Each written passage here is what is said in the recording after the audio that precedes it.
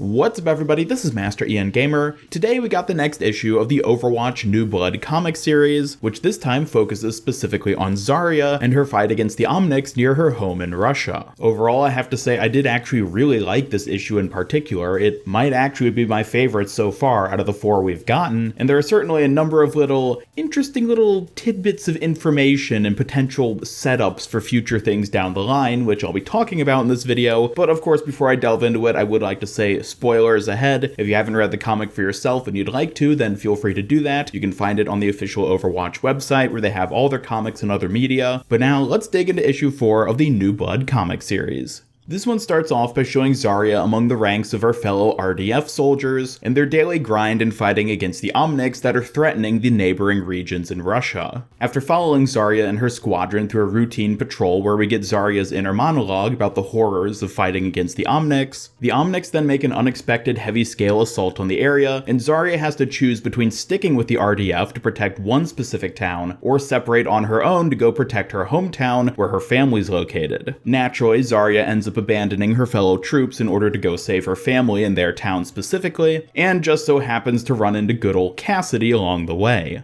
Together, the two travel to Zarya's hometown, fight off enough omnics to allow the citizens there to evacuate, and then the story concludes with Cassidy presenting the offer to Zarya to join the newly reformed Overwatch, which, of course, she takes him up on. Overall, I really like the story of this issue in particular because I feel like it does a great job of keeping very focused on just the central character of Zarya. Many of the past New Blood comic issues have been a bit too split between Cassidy doing his own thing, trying to recruit people, but then also tie in these emotional and interesting stories with the other characters like Farah and Baptiste. But issue 4 seems to focus almost exclusively on Zarya, with Cassidy purely serving a support role within the story, which I think does a great job of fleshing out Zarya's character much more than we'd ever seen before, particularly when it comes to showing what a day in her life within the RDF looks like, in addition to getting to see her interact with her own family and the emphasis of how important they are in why she fights. And on top of all this, like every issue so far, there has been a forced combat sequence, but the one we see in this 4th issue is perhaps the only combat sequence that actually feels like it fits within the story. Usually the action feels very shoehorned in as the sort of like, oh, we gotta have a fight scene within the comic, otherwise it's gonna be boring or something. And so usually they make it where, oh, a bunch of random Talon agents just show up, fight the heroes, and lose as the heroes escape. But this time the combat actually felt natural because part of the story was Zarya defending her hometown. So overall, I just have to say the flow of this issue in particular I think worked much better than most of the other issues we've seen thus far. And overall, I liked the story it was building up with the focus on Zarya and the way it showed aspects of her life and personality that we've never really gotten a look at before. Beyond just the story itself though, there were a number of interesting little tidbits and details that I think are worth pointing out, as there often are in these issues. First off being that the depiction we see of Zarya within this comic issue is likely not going to be exactly what her Overwatch 2 redesign ends up looking like, but is likely going to be fairly close. Specifically when it comes to her hairstyle and the fact that throughout this entire issue, she has a ponytail. We've never seen her have this before in any of the other canon appearances of her as a character, and aside from a few of her non-canon cosmetics, we've never seen her with a look like this before, which is what makes me think this is likely going to end up leading into whatever her Overwatch 2 redesign looks like. Now, the reason I say this isn't her full new hero design for Overwatch 2 is that the entire body of her outfit we see here is simply her Siberian front skin, which is one of her base legendary skins, so obviously they're not just going to take an existing legendary skin and make part of that just the new outfit. But I do think the ponytail hairstyle is definitely an indicator of what she's going to end up looking like in Overwatch 2, so it'll be interesting to see going forward how that ends up playing out and what her final Overwatch 2 design ends up being.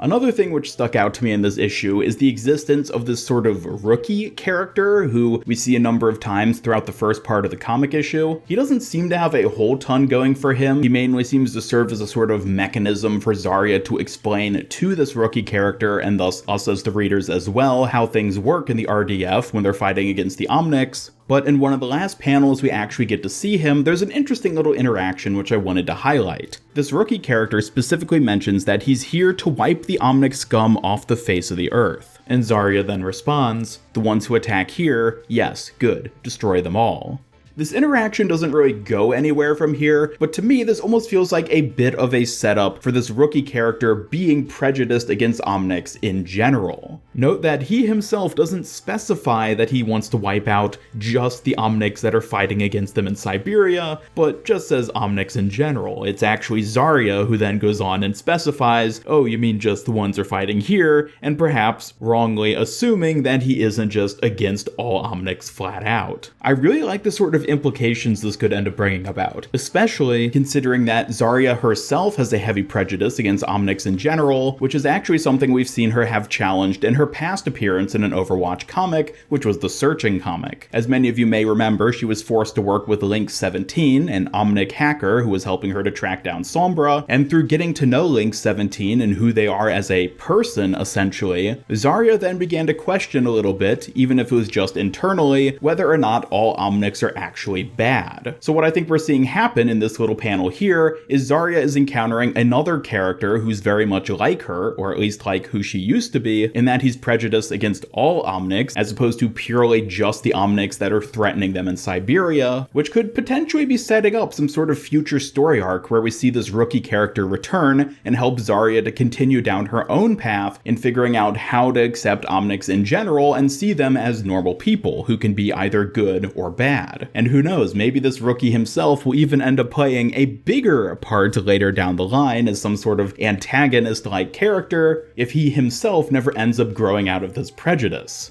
I'll admit, I'm probably looking too deep into a character who honestly just has a very simplistic role and part of a comic, but I am getting little vibes here of this rookie potentially being set up to be some sort of future antagonist, specifically maybe even serving as a foil for Zarya, given their shared origins in the Russian military forces. And the last little interesting tidbit I'd like to highlight from this latest comic is of course the teaser we got at the end for the 5th and final issue of the New Blood comic series, which will be focusing on D.Va. But not just D.Va, also the rest of MEKA Squad, it seems. In this final image we get at the back of the comic, we can see Demon and Overlord fighting against what appears to be an OR-14 null sector unit in presumably the streets of Busan, which is even further hinted at with the little caption reading, "From Busan, D.Va and the rest of MEKA Squad watch horrified as the null sector attack unfolds in Paris. But when an unexpected enemy turns the streets of Busan into a battlefield, MEKA Squad find themselves outnumbered and out of time. Who will help them?" Now, it does bring up a bit of a mystery with the unexpected enemy that's supposedly going to turn up, but honestly, it's probably either just going to be null sector forces they weren't expecting to run into, since based on what we know so far, the Kishin Omnics in Busan aren't really affiliated with null sector, so technically you could say that null sector is an unexpected enemy in that regards, or this unexpected enemy could just simply be Talon, who maybe shows up to sort of light the spark that ignites a bunch of robot uprisings, and thus leads null sector to sort of coalesce in Busan and cause a bunch of havoc. We don't know just yet how that's going to play out, but the next and final issue should be coming out next month, so I guess we'll find out then. Anyways, that does it for my video covering the latest Overwatch New Blood comic issue. Let me know your thoughts in the comments down below. Did you like this issue as much as I did, or maybe it's one you didn't really care for? Either way, I'd love to hear from you, and thank you so much for watching. Be sure to subscribe, follow me on Twitter, hit up that bell icon, and come join my Discord server to hang out and never miss any of my future Overwatch content. Special thanks to my YouTube channel members who help make these videos possible, and if you'd like to join them to earn some cool rewards, then just hit that join button down below. Otherwise, this is Master Ian Gamer signing off, and until next time, have a great day.